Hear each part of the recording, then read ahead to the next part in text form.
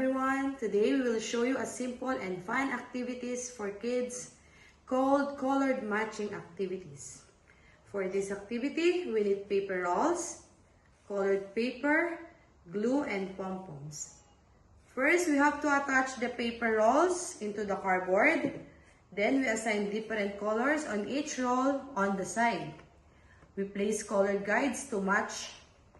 Now, we will take the pom-poms and drop them into the correct tube based on their color.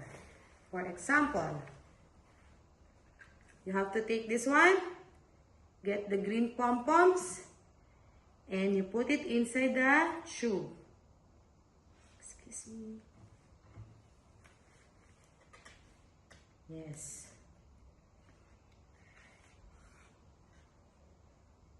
After that, you have to put this one to the correspondence cup. Next. Then Purple.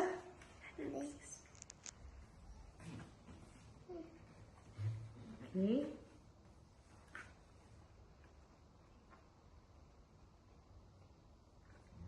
And so on, so forth. and so on.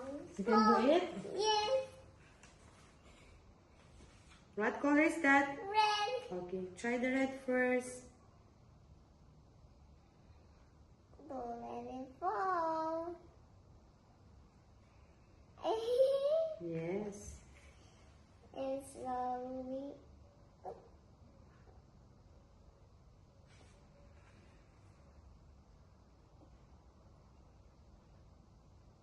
Yeah, red pom-poms goes to the Red. red. Red bottom. Yeah, that is the cup. Uh-oh.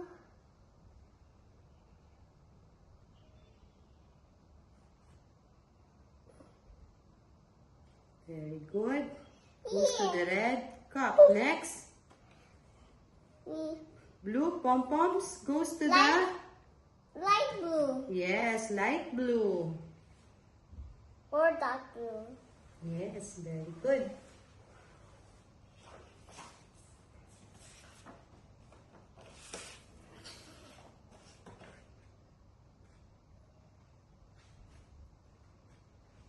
This activity helps children learn colors while improving their hand-eye coordination and fine motor skills. It's easy to make and very engaging for the kids. Have fun! Thank you!